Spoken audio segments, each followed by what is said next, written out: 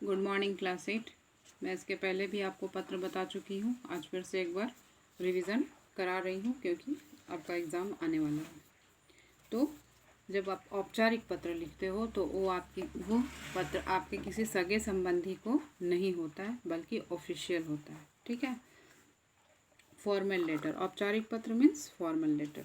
जैसे एक टॉपिक लेंगे हम लोग कि थानाध्यक्ष को पत्र लिखेंगे। थानाध्यक्ष को पत्र लिखेंगे। क्यों लिखेंगे थानाध्यक्ष को पत्र? कि आपके मोहल्ले में अपराध बढ़ रहा है। ठीक है, आपके मोहल्ले में क्या बढ़ रहा है? अपराध बढ़ रहा है। ठीक है, इस विषय में हम किसको अवगत कराएंगे? थानाध्यक्ष को अवगत कराएंगे। ठीक है, तो ये क्या है? फॉर्मल लेटर हुआ। तो सबसे पहले हम क्या करेंगे? आप अपना एड्रेस लिखिएगा। अपना एड्रेस हार्डली 2 से 3 लाइन में कंप्लीट हो जाना चाहिए, उससे ज़्यादा नहीं होना चाहिए। मान लीजिए और मान जी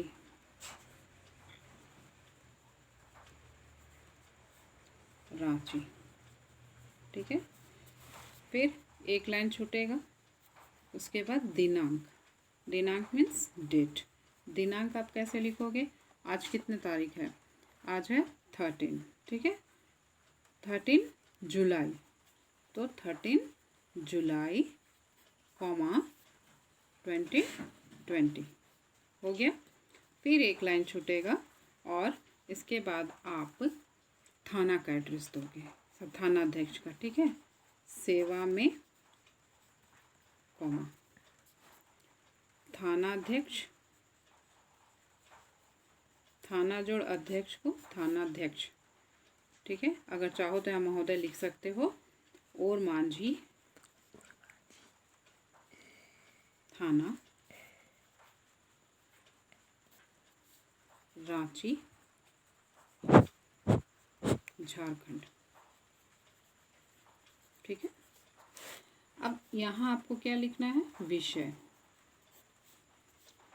बढ़ते अपराध मोहल्ले में, ठीक है, सॉरी, मोहल्ले में बढ़ते अपराध के रोकथाम हेतु। ठीक है, अब आप यहाँ से शुरू करोगे।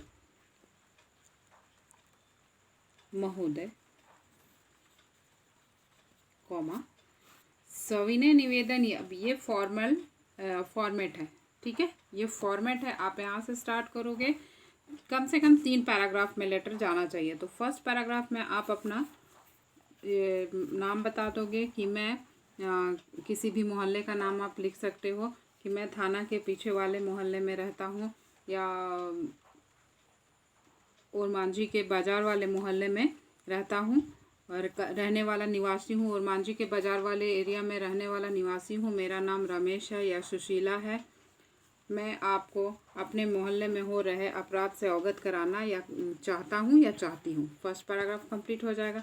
सेकंड पैराग्राफ में लिखोगे कि आजकल हमारे मोहल्ले के नुक्कड़ पर बहुत से बदमाश आवारा किस्म के लड़के जमा रहते हैं, ताश खेलते रहते हैं, इधर उधर घूमते रहते हैं और जिसके कारण घर से लड़कियों का, औरतों का निकलना मुश्किल हो गया है।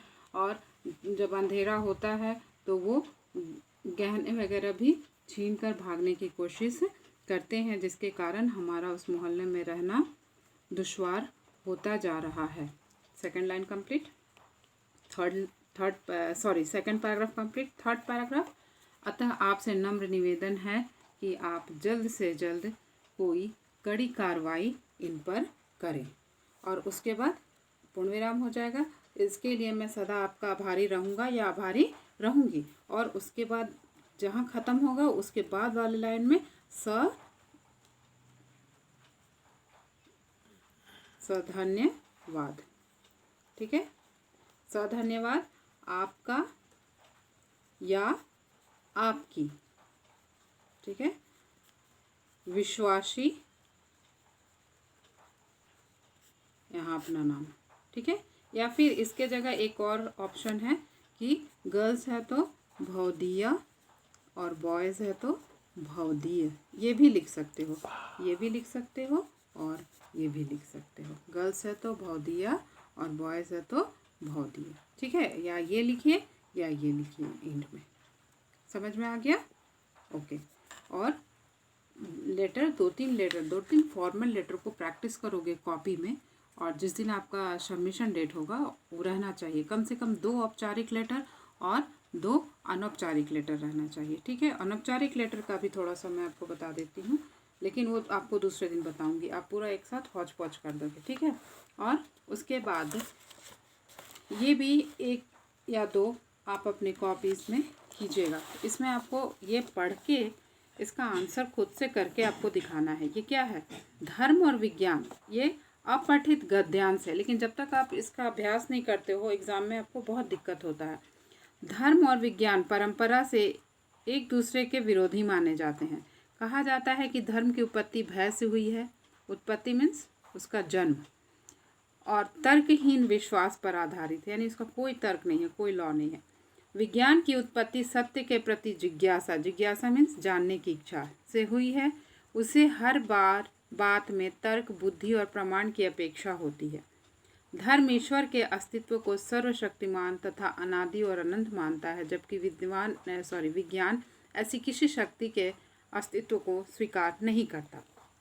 धर्म मनुष्य को आध्यात्मिक बनाता है। विज्ञान का विकास विशुद्ध भौतिकवादी होने में है, भौतिक फिजिक को बोलते हैं। परलोक में स्वर्ग का आकर्षण और नरक का भय उत्पन्न करके धर्म मनुष्य से नाना प्रकार के अंधविश्वास पूर्ण कर्म मीन्स काम कराता है। विज्ञान न परलोक में विश्वास करता है और न स्वर्ग या नरक में। इतने सब विरोधी कथनों के बावजूद धर्म और विज्ञान में गहरा संबंध है। धर्म और विज्ञान एक ही सिक्के के 2 पहलू हैं। दोनों का लक्ष्य सत्य के रूप को उजागर करना है। यह बात और है कि दोनों की प्रणालियाँ अलग अलग हैं।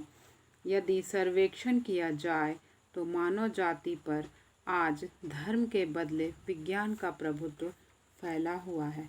आज तर्कहीन सत्य से ज़्यादा स्थूल प्रमाण समर्पित सत्य ने लोगों का विश्वास जीता है। यही कारण है कि धर्म विज्ञान से क्या कर रहा है? मात खा रहा है। तो धर्म किस पर आधारित है? विज्ञान की उत्पत्ति कैसे हुई, ये आप इसको पढ़ के, और एक ये करोगे, ये पद्य है, ये गद्य है, और जो कविता है उसमें से भी एक करोगे। कोई भी आप अपनी मर्जी से किसी को भी आप चुन सकते हो, और इसमें से एक, जैसे आई थी यह सोचकर पूजेंगे लोग मुझे यहाँ पर क्या पता था ऐसा अनर्थ ये करेंगे, मुझे प्रदूषित कर मेरा अपमान करेंगे। जब तक मिली मैं सागर में, पाप धोए इन्होंने मुझ में, बहना पड़ा है जब इसी आस में, कोई भागीरथी करेगा उद्धार मेरा। तो क्या सोचकर गंगा पृथ्वी पर आई थी? आप जान सकते हो क्या सोचकर आई थी? आई थी यह सोचकर पूजेंगे लोग, यानी लोग मेरा यहाँ सम्मान करेंगे, मेरी पूजा करेंगे। गंगा पृथ्वी पर यह सोचकर आई थी कि लोग यहाँ उसकी पूजा करेंगे, ठीक है, उसे सदैव स्वच्छ रखेंगे। हम गंगा का अपमान कैसे कर रहे हैं? हम गंगा का ही नहीं बल्कि हर नदी का अपमान कर रहे हैं। एक तरफ तो हम पूजा करते हैं, उन्हें माँ मानते हैं, और दूसरी तरफ जितना कूड़ा करकट होता है सब हम कहाँ डाल देते हैं? नदी में डाल देते हैं। तो गंगा को या किसी भी नदी को प्रदूषित करके हम नदी का अपमान कर रहे हैं। लोगों ने अपने पाप किस में धोए हैं? गंगा में। पाप का मतलब सारी गंदगी, हर तरह की गंदगी हमने किस में डाले हैं? नदियों में डाले हैं, और पवित्र नदियों को गंदा किया है। दी गई कविता के लिए यहाँ है गंगा की व्यथा, गंगा का दुख। आप अपने हिसाब से सोचकर कोई भी अच्छा सा शीर्षक लिख सकते हो, ठीक है। तो आज के लिए हम इतना ही होमवर्क आपको देते हैं कि कम से कम 2 फॉर्मल लेटर होना चाहिए, एक पद्य और एक गद्य, अपठित गद्यांश से होना चाहिए। Thank you.